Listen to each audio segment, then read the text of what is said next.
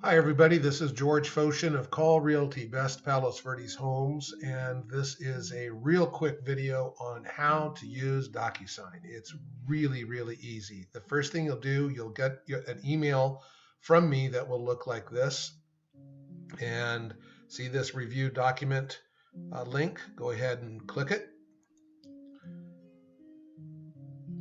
And if this is the first time you're using Docusign with me, you'll need to check this I agree to use electronic records and signatures. Just check that and then click continue. And then you can scroll up and down the document before signing anything so that you can read it. And once you're done reading it, just click you can click the start, and it takes you automatically to where you need to click, and it knows whether to do an initial or a signature. You don't have to do anything, just click.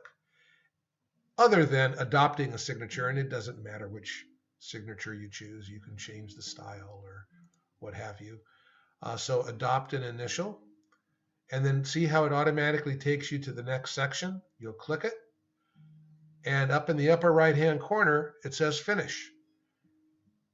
Click finish, and I would advise not signing up.